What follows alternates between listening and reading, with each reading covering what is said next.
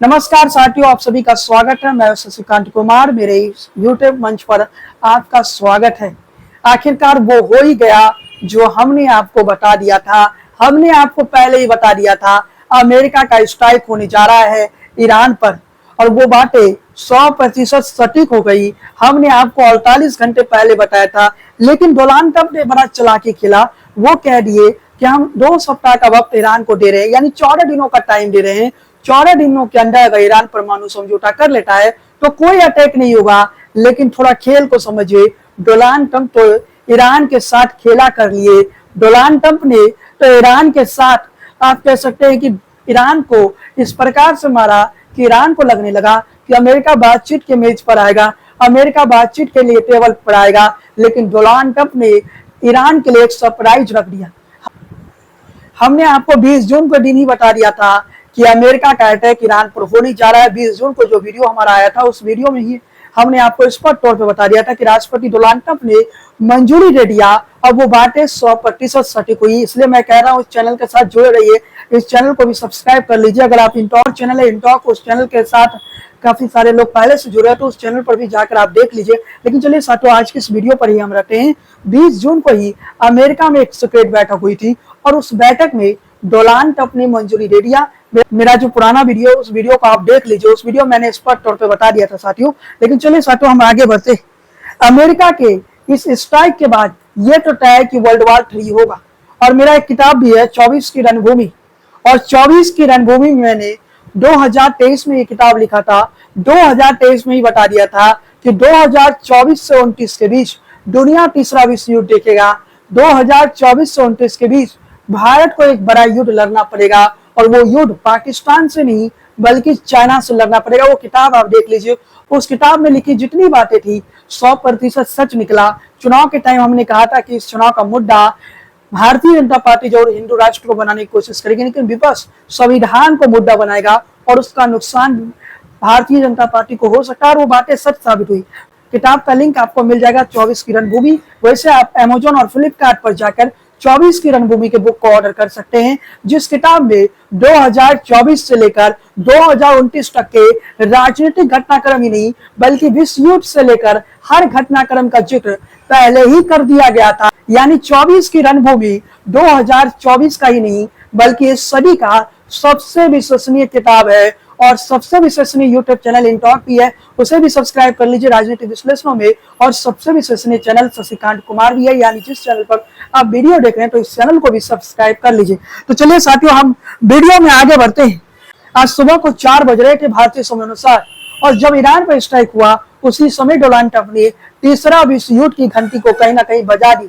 Middle east के बारे में थोड़ा मैं आपको जानकारी देना चाहता हूँ। मिडिल ईस्ट में 40 से 50 हजार अमेरिकी सेना मौजूद है। मिडिल ईस्ट में टोटल 16 देशों में ऐसे कई देश है जो अमेरिका समर्थक है, इस्लामिक मुल्क भी। लेकिन इसके साथ ही आपको बताते चले, ईरान पर अटैक के बाद अमेरिका जो है वो हाई अलर्ट पर आ चुका है। ईरान पर बमबारी के बाद अमेरिका हाई अलर्ट पर, अमेरिका के सभी प्रमुख शहरों में सुरक्षा बढ़ा दी गई है। इसके साथ ही बताते चले, ईरान की तरफ से भी अमेरिकी हमले की पुष्टि कर दी गई है। ईरान ने भी बता दिया, हाँ अमेरिकी सेना के अटैक हुआ था। ये बातें ईरान की तरफ से कह दिया गया। और साथ में बताते चले कि अमेरिका ने ईरान के 3 परमाणु ठिकानों पर हमला किया है, और इन 3 परमाणु ठिकानों को अमेरिका ने नष्ट कर दिया। लेकिन इसके साथ ही आपको बताते चले, ये जो हमला अमेरिका ने किया, ये जो स्ट्राइक अमेरिका ने की है, इसकी प्लानिंग कोई एक दिन पहले नहीं की गई, इसकी प्लानिंग कोई 1 महीना पहले नहीं की गई, बल्कि इसकी प्लानिंग 1 साल पहले की गई। यानी 1 साल पहले से ही अमेरिका ये प्लानिंग कर रहा था। अमेरिका के पूर्व राष्ट्रपति बाइडेन के दौर से ये तैयारी चल रही थी, और फाइनली अमेरिका ने वो कर दिया। ईरान के न्यूक्लियर साइट पर अमेरिका ने बड़ा अटैक कर दिया, 3 न्यूक्लियर साइट को नष्ट कर दिया। इससे पहले इजराइल ने भी ईरान के न्यूक्लियर साइट पर अटैक किया था। अब दूसरा अटैक अमेरिका के द्वारा किया गया।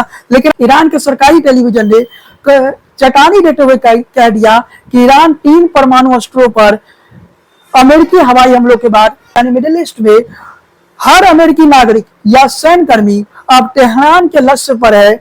ईरान के परमाणु ठिकानों पर जो अटैक हुआ, ईरान के जो न्यूक्लियर साइट पर अटैक हुआ, इस अटैक को ईरान मामूली नहीं ले रहा है।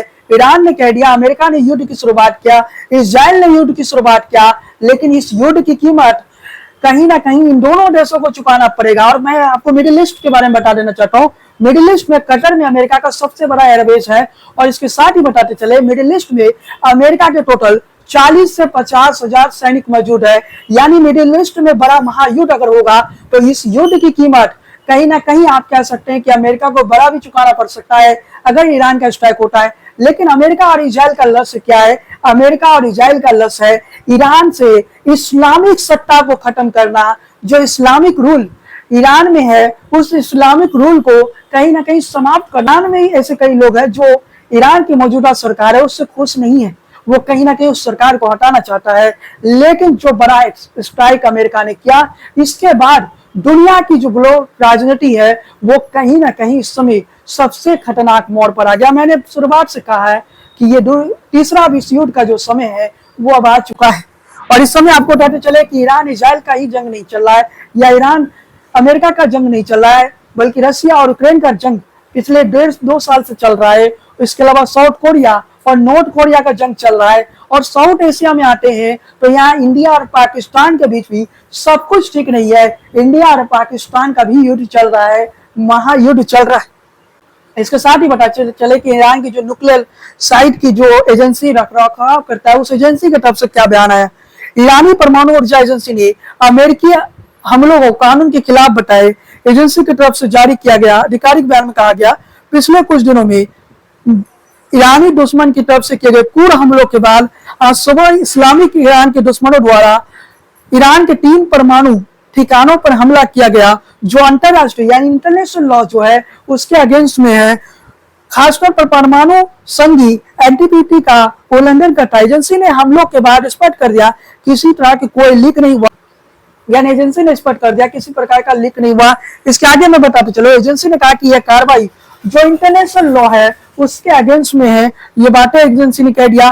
दुर्भाग्य से अंतरराष्ट्रीय परमाणु ऊर्जा एजेंसी की उदासीनता यहाँ तक कि मिली भगत के बीच अमेरिकी दुश्मन ने मध्य से उपयुक्त अस्त्रों पर हमले की जिम्मेदारी ली, जो सुरक्षा समझौते के एनपीटी के आधार पर नियत आईएन की निगरानी में है। ईरान की तरफ से कहा दिया गया कि इंटरनेशनल लॉ का वायलेंस किया अमेरिका ने, इंटरनेशनल लॉ को अमेरिका ने तोड़ा है। ये सीधे तौर पर यूएस के लिए पर बड़ा आरोप ईरान की तरफ से लगा गया। साथ ही आपको बताते चले कि ईरान पर जो ये अटैक हुआ, न्यूक्लियर साइट पर जो अटैक हुआ, इसके बाद ईरान जवाबी कार्रवाई करेगा। और ईरान का जवाबी कार्रवाई कितना बड़ा होता है मैंने आपको स्पष्ट तौर पे बता दिया कि मिडिल ईस्ट में अमेरिका की एक रिपोर्ट जो अक्टूबर 24 में आई थी, उस रिपोर्ट के मुताबिक 40 से 50 हजार सैनिक मौजूद हो सकते हैं। और अमेरिका के ड्रोन, हथियार, फाइटर प्लेन भी वहां मिडिल ईस्ट में उपस्थित है। और अमेरिका की तरफ से भी बार बार कहा गया कि अगर ईरान अमेरिकी को टारगेट लेता है, अमेरिकी जो सेना अड्डा है या अमेरिका का जो अब सेना के आप कह सकते हैं फाइटर प्लेन है, उसे अगर टारगेट किया जाता है, अमेरिका के हथियारों को टारगेट किया जाता है, तो अमेरिका इस युद्ध में आएगा। लेकिन क्या ईरान ने अमेरिका को टारगेट किया? तो शायद नहीं किया, लेकिन उससे पहले ही अमेरिका युद्ध में आ चुका है। और ये जो प्लानिंग थी, जैसा कि मैंने शुरू में आपसे कहा कि ये पिछले 1 साल से चल रहा था। अमेरिका ने ईरान पर हमला कर दिया, लेकिन इस हमले की तैयारी बाइडेन सरकार के दौर से चल रही थी। अमेरिका इजराइल मिलकर हमला करने की 1 साल से तैयारी कर रहे थे, और इसके लिए मॉक डील भी किए दोनों देशों ने। इसके लिए युद्ध अभ्यास भी दोनों देशों ने पहले से कर लिया था। हमले की वार रिहर्सल भी की गई। 1 साल के बाद कई बार हमले की मॉक डील की गई। इस हमले के लिए अमेरिका और इजराइल ने पुख्ता तैयारी की थी। बाइडेन प्रशासन के दौरान ही ईरान पर अटैक करने की तैयारी चल रही थी। कि मैंने शुरुआत में भी बताया, ये हमला कोई 1 दिन की प्लानिंग नहीं थी, बल्कि 1 साल की प्लानिंग थी।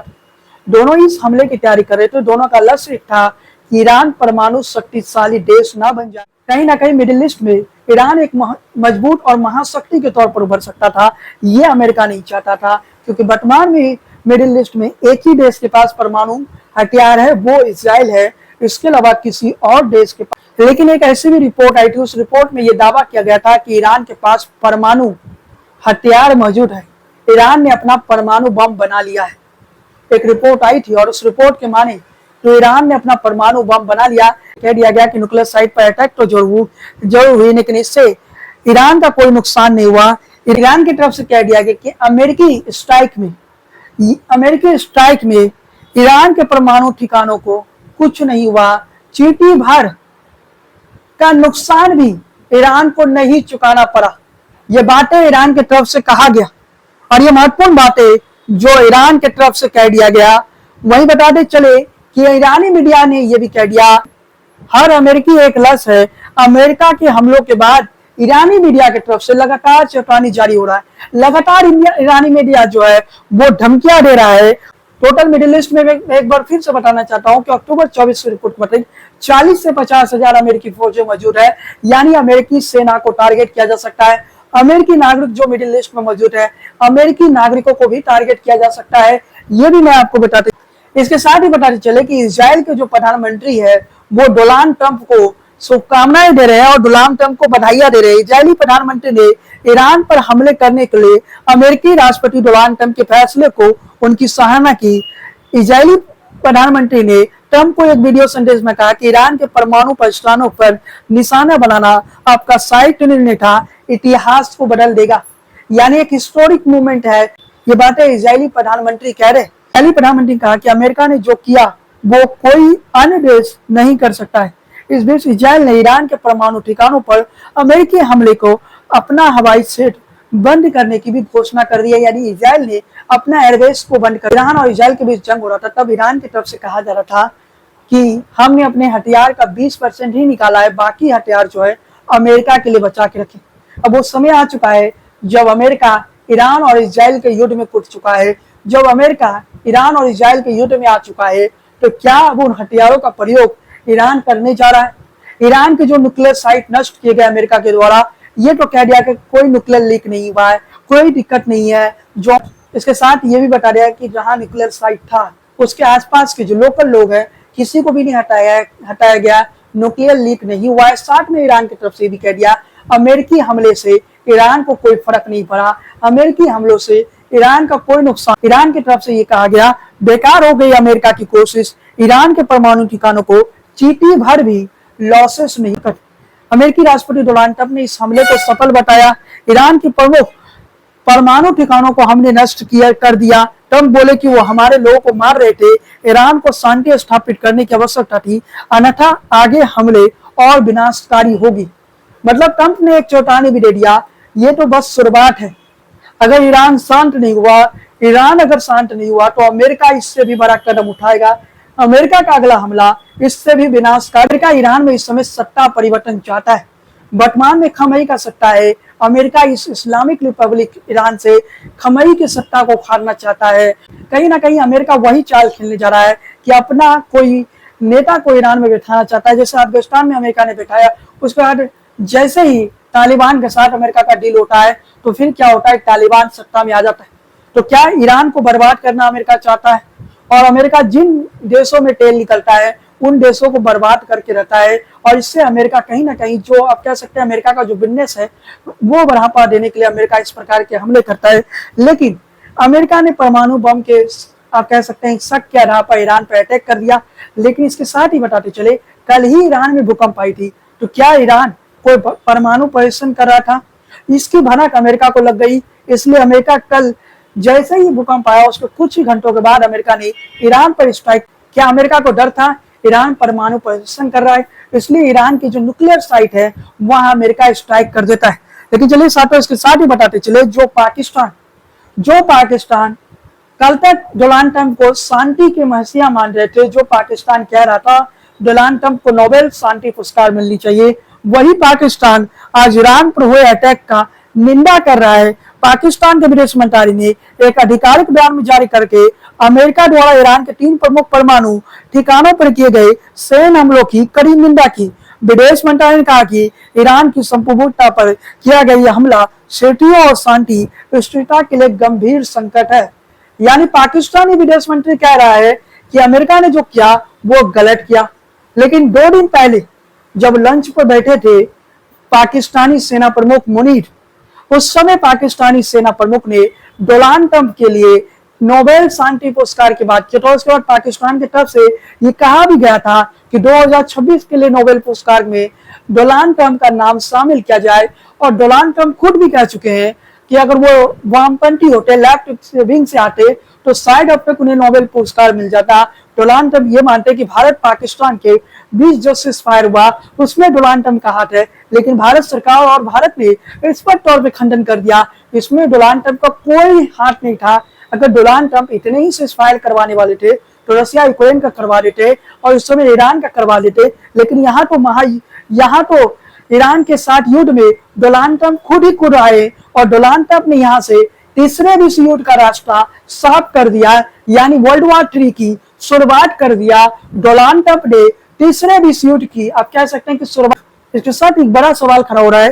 पहले अमेरिका कहता है कि हम 2 सप्ताह का वक्त दे रहे हैं ईरान को, 14 दिनों का वक्त दे रहे हैं परमाणु समझौते का, उसके बाद अटैक हो जाता है। इससे पहले जब अमेरिका और ईरान के बीच छठे दौर की बातचीत होने वाली थी, उससे पहले इजराइल ने अटैक कर दिया। ईरान क्या परमाणु बम बनाने के एकदम निकट पहुंच चुका था। एक रिपोर्ट तो यह भी कहता है ईरान परमाणु बम बना लिया। अगर बना लिया है तो क्या मिडिल ईस्ट एक बड़े तबाही को देखने जा रहा है, क्योंकि ईरान अगर परमाणु बम का इस्तेमाल करता है तो उधर इजराइल के पास भी परमाणु बम है और इजराइल तो परमाणु बम का यूज करेगा, साथ में अमेरिका भी किसी भी कीमत में ईरान को नहीं बख्शेगा। ये भी समझ लीजिए, मतलब थोड़ा खेल को समझिए। इस समय दुनिया एक महायुद्ध की ओर बढ़ रही है। दुनिया एक ऐसे युद्ध की ओर बढ़ रही है जिसकी आपने कल्पना भी नहीं की थी। इसके साथ ही आज जो अमेरिका ने स्ट्राइक ईरान पर किया, इससे दुनिया भर की जो प्रक्रिया आ रही है, कुछ देश जो है वो अमेरिका के सपोर्ट में है तो कुछ देश जो है वो ईरान के सपोर्ट में है। इसमें भारत की अभी तक कोई प्रक्रिया नहीं आई है और भी कई प्रमुख देश है जिसकी कोई प्रक्रिया नहीं आई। लेकिन साथ में आपको ये बताते चले कि ईरान के साथ चाइना और रशिया का सपोर्ट है, तो क्या रशिया और चाइना ईरान के लिए लड़ाई करने आएगा? क्या रशिया और चाइना जो है बस सपोर्ट ही दिखाता रहेगा या ईरान के लिए लड़ने भी आएगा? ये भी एक बड़ा सवाल है साथियों। आपको क्या लगता है कमेंट बॉक्स में बताइए। वीडियो पसंद आई हो तो लाइक कीजिए, शेयर कीजिए, चैनल पर पहली बार आए तो सब्सक्राइब कर लीजिए और बेल आइकन की घंटी को बजाना बिल्कुल ना भूले। और इस महायुद्ध पर और तीसरे विश्व युद्ध पर हर अपडेट सबसे पहले पाने के लिए इस चैनल के साथ जुड़ जाइए। जय हिंद, वंदे मातरम।